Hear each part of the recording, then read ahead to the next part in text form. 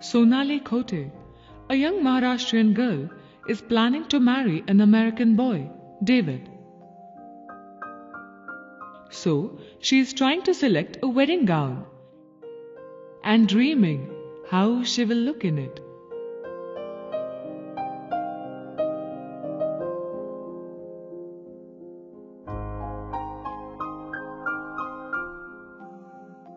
Look, David has sent me this magazine. How do you like this design? Yes, but I don't want you to wear it. Why not, What's wrong with it? But I think you should wear a paithani. Kamal karte sai. We're getting married in a church in New York. And you want me to wear a sari? Paithani is not merely a sari. It is a symbol of our Maharashtrian culture. Hey Bagai, my wedding is an absolutely personal event. Don't try to mix it up with culture, vulture and all that. Sona, we have always given you freedom to make all the decisions yourself. Even when you decided to marry an American, we accepted it. Just for once, can you not listen to me? But what's so great about paithani? Why don't you find out for yourself?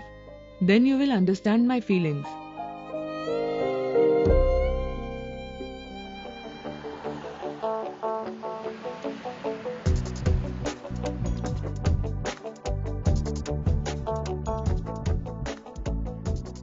Mumbai to Ahmednagar to Paitan. Okay. Hey David, well, you know how a loving mother can also act as a powerful bulldozer. So here I am on a journey to discover everything about Paithani. So I have decided to capture everything about the journey on my handycam so that I can share it with you. So, stay tuned. I'll be back after a short break. Well, David, I'm now at Paitan, from which Paithani derives its name. It's a small town in Maharashtra on the banks of river Godavari.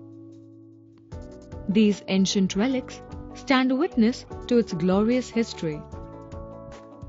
Known as Pratishthan, the town was a seat of power during Satavahan and Yadav regimes.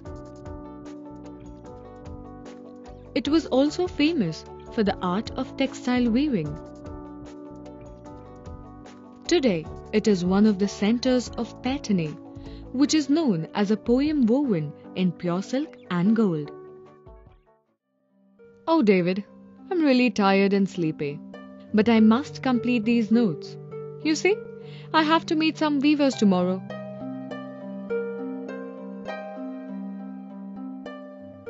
The vertical threads that you can see are called as warp, means tana.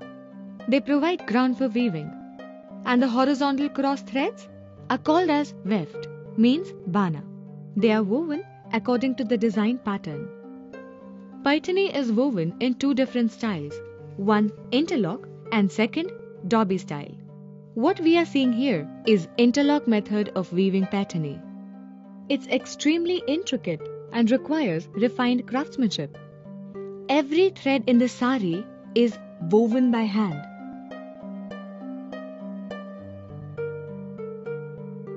Patterns for border and pallu are first drawn on paper. Like this. This is placed underneath. This works as a map for the weaver to guide him to weave the design.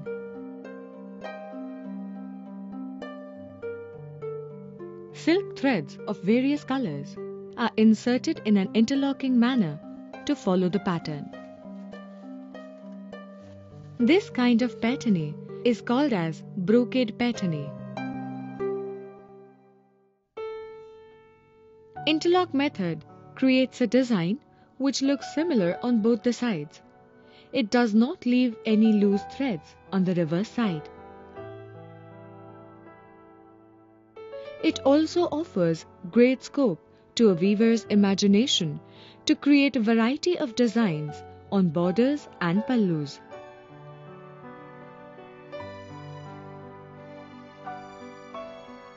The design on the border is usually repeated on pallu in larger size. These days, many weavers are also creating modern designs like these to attract customers from new generations. The most remarkable feature of a patani is the dhoop chhau or light and shadow effect. It is created by using two different colors in warp and weft. It leads to an endless variety of shades and gives a unique look to each patani. A black patani with dense zari butti is called Chandrakala. The variety of colors and motifs offer endless possibilities. And if that is not enough, one can make a personal choice of a custom-made patani. Well, there was a time silk fabric of pattern was exported to Rome and Greece. But nowadays, silk yarn is obtained from Bangalore. Well, this silk yarn is wound up on a big wheel called rahat and then sent for dyeing in different colors. This process is mostly done in Yevla, which is another important weaving center for paitanis. So tomorrow, our next destination is Yevla.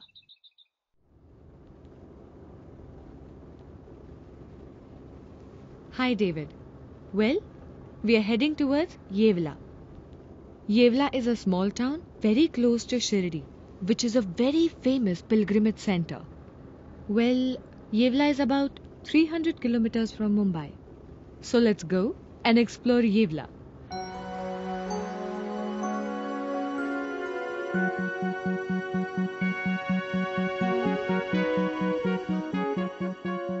During 17th century, a local leader, Raghuji Baba Shinde, invited a few weavers from Gujarat to shift to Yevla, and a new weaving industry was born here.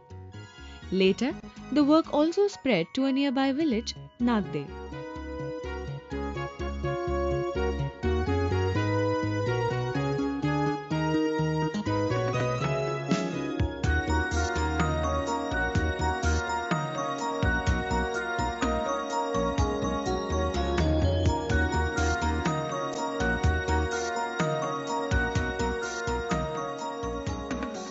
David, the big wheel that you can see is called as rahat. This is used for winding up the warp or tana threads. Well, you see, the winding of tana threads is more than 5 meters as to match the length of a sari. So naturally, unbroken and long threads are needed for it. So, they are wound up upon this big, huge wheel.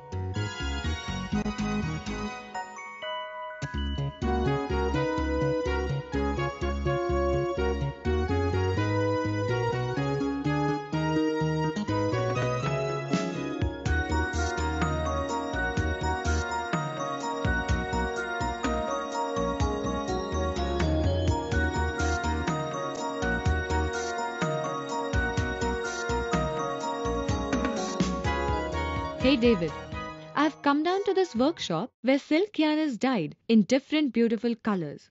Now I'll just explain to you what this gentleman just told me. Originally, silk yarn comes in natural color like this. Before dyeing, it is washed in cold water.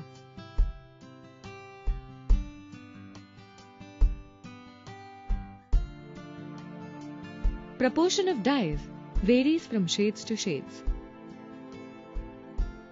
You know, David, in ancient India, people used to use natural color dyes. They used to obtain it from flowers, fruits, plants, even barks of trees. But today, in modern India, people only use chemical color dyes. Once the color mixture is ready, it's added into the water and boiled for a while. Then the caustic soda is added to the mixture.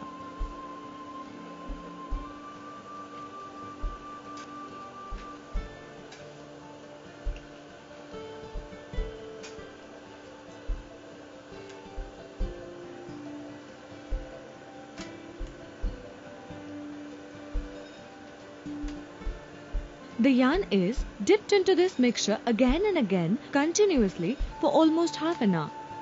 The color mixture gives exquisite refined colors, while the caustic soda takes out all the impurities of the yarn and makes it really very soft.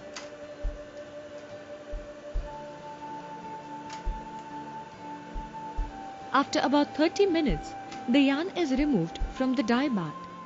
Then, it is washed in cold water to remove all impurities. Coconut oil is added to water to make the silk more soft and lustrous. Acid is also added to fix the color. The yarn is dipped into this mixture. Then, the laddi is hung up to dry in shade.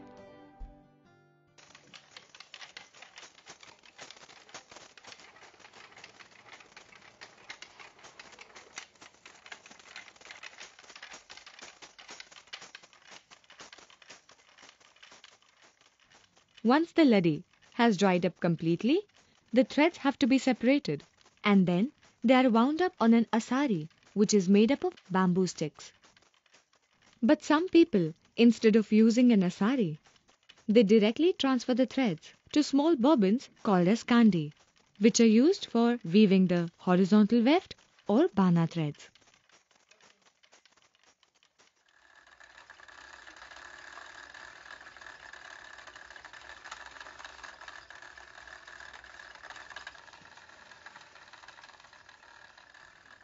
Winding the silk yarn is a delicate task which needs very soft touch.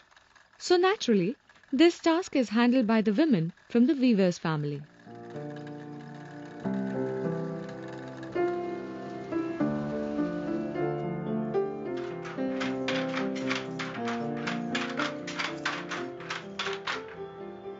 This is Tana, right? Yes. And this is Bana. Yes. And what is this thing shaped like a boat? This is Dota. This is used for? Bana thread. Oh, this is a shuttle. This is used for weaving the weft. Would you please show me how does this work? Yes. This is Kandi used for Bana thread. Okay. The small bobbin or kandi of silk thread is put into this dhota. Then the weaver presses a treadle which is under the loom. Can you see it? It divides the tana into two layers, one above the other. Then he pulls the lever, and the shuttle passes through these layers carrying a weft thread. It really shoots across like a rocket, doesn't it? You saw that, David?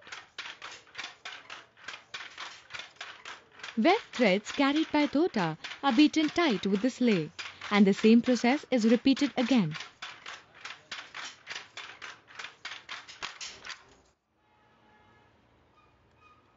This is diamond border, right? Narali border. Where is dobby machine placed? Dobby machine is used for weaving the narali border, right? It acts according to the design which is pegged on the lattice, Yes. right? Okay. When a pedal is pushed, the levers pick up the threads as per the patterns and the shuttle passes through them. Dead weights hanging below the loom pull the threads back in place. Jacquard machine is used for weaving zari-butti, meaning golden dots. The design pattern is punched on the cardboard and the machine follows the pattern. Machine separates the threads and the zari is woven by hand.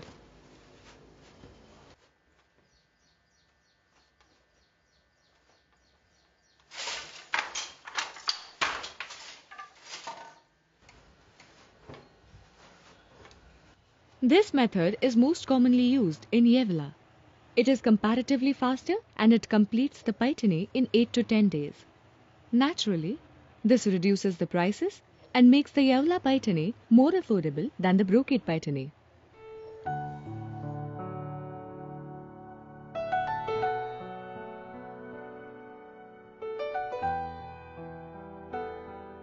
Paitani is classified by three main factors: the weaving technique, the motifs, and the colors. Let's take a look at the style most commonly used here in Yevla. The most recognized mark of Yevla paitani is the narali border with diamond pattern. This pattern always remains the same without any variations. Here the border and pallu are woven with golden threads of tested zari. Peacock seems to be the most popular motif. You can see it dancing in many different styles and colors.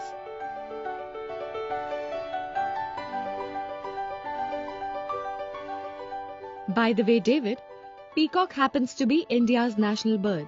Did you know that? Sometimes mango motifs adorn the corners of a pallu and zari buttis are scattered over the body fabric.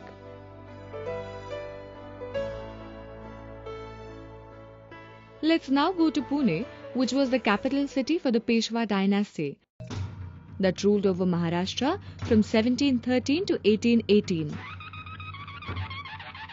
During this era, Paithani received royal patronage and became a great status symbol.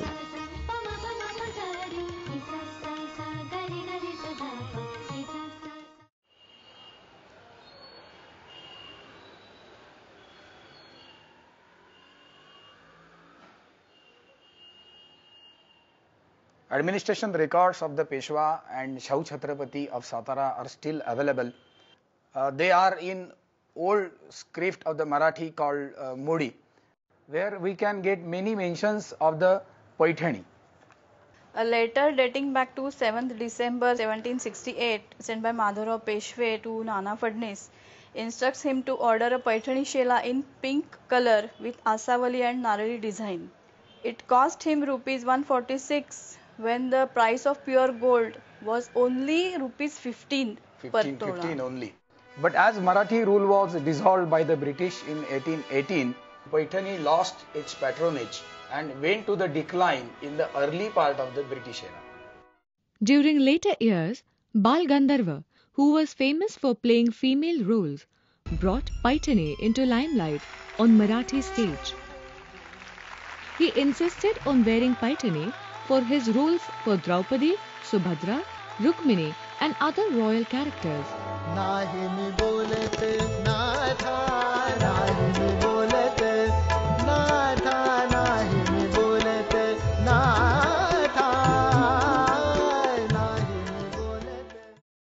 Raja Ravi Verma was a great Indian painter between 1848 to 1906. He had chosen his models mostly from Maharashtra. As you can see in many of his paintings, the saris are typically worn in Maharashtrian style, as you find in this particular painting, the Paithani type of sari that the lady is wearing. Similarly, his paintings on Indian gods and goddesses, he has painted Saraswati, and even in that you will find the Maharashtrian way of 9-yard sari, which is very close to Paithani. However, Paithani was slowly and surely fading out. British rulers strongly promoted their machine-made textiles. Markets were flooded with new kinds of fabrics which were affordable, and they soon became fashionable. Naturally, local handlooms could not survive in the competition. Recurring famine conditions also forced weavers to migrate and seek new professions. Thus, Paithani almost disappeared. Around 1970s and 80s, government agencies and NGOs made efforts to revive the art of Paithani weaving.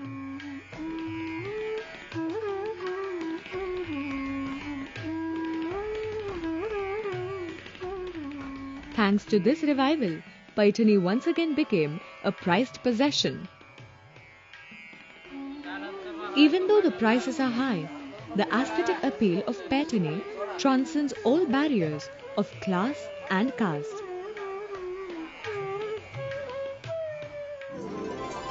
That is why Marathi television channels use it as a cultural symbol of Maharashtra.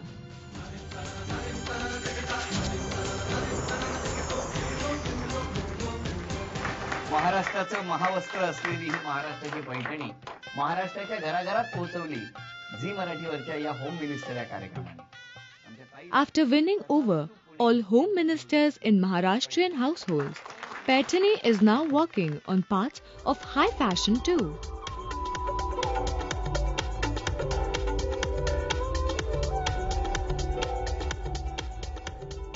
पैठणीसाठी जे आहे याचा उत्कर्ष व्हावा, याचा ही कला आणखीन वाढावी, उद्योग वाढावा म्हणून महाराष्ट्र शासन, केंद्र शासन दोघे प्रयत्नशील आहेत. ह्या पैठणी उद्योगामध्ये अधिक लोकांना रोजगार मिळावा यासाठी ह्या येवल्यामध्ये जवळजवळ 15 कोटी रुपयाचं आपण पैठणी क्लस्टर जे आहे ही योजना अंमलात आणतो आहोत. येथील विणकरांना फार अडचणींना तोंड द्यावे लागते.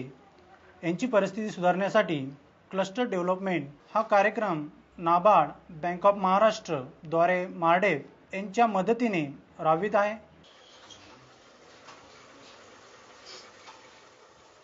जो आपण सिंगलचा पदर म्हणतो तो म्हणजे 22 इंच राहतो. सिंगल पदराची मजुरी म्हणजे ते आम्हाला 250 रुपये राहते. ते आम्हाला कमीत कमी 2.5 ते 3 दिवस लागते त्याला, जास्त बसलं तर. आणि लाईट गेल्यानंतर आमचं काम बुडतं. जेवढं काम केलं तेवढेच पैसे वाटते. मार्केटमध्ये आपण जी पैठणी घेतो त्या पैठणीची किंमत ही मूळ बाजारपेठेपेक्षा फार जास्त आहे. हा भाव कारागिरांना न मिळता व्यापाऱ्यांना मिळतो, ही आम्हाला फार मोठी खंत आहे. आणि ते भांडवल जे आहे ते कमी दराने एक प्रकारे पाहिजे. व्याज दर कमी लावून सारे बँकेने कर्ज द्यावं. पावसाळ्यात खूप त्रास होतो आम्हाला, गळतात घर. त्याची व्यवस्था काहीतरी कर्जरूपी केली पाहिजेत किंवा त्याला सबसिडी मिळाली पाहिजेत आम्हाला. कोयरी ब्रॉकेट याला कमीत कमी 6 महिने वेळ लागतो तयार होण्यासाठी. याला मजुरी म्हणून 12,000 रुपये मिळतात. याच्यात 12,000 रुपयाचे 6 महिन्याचा हिशोब केला तर 2,000 रुपये महिन्यानी कारागिरांनी घर कसे चालवायचे. जरी गव्हर्नमेंटच्या स्कीम जरी निघाला तर कारागिरांपर्यंत त्या स्कीम पोहोचतच नाही.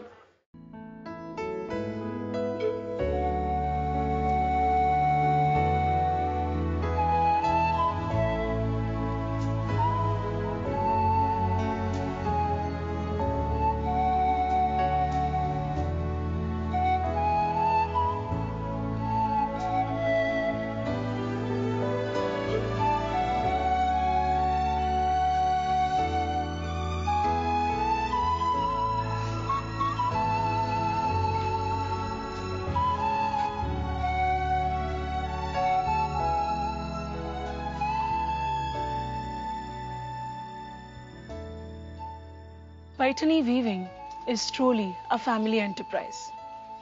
It requires utmost devotion and patience. The skill is passed on from generations to generations. Every child grows up watching their parents and grandparents performing different tasks. Naturally, at very young age, these children acquire the skills.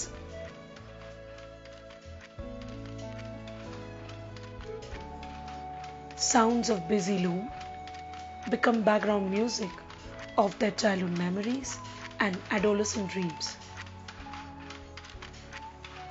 These sounds accompany them into the twilight years of their life. Old age may reduce productivity, but it does not reduce creativity.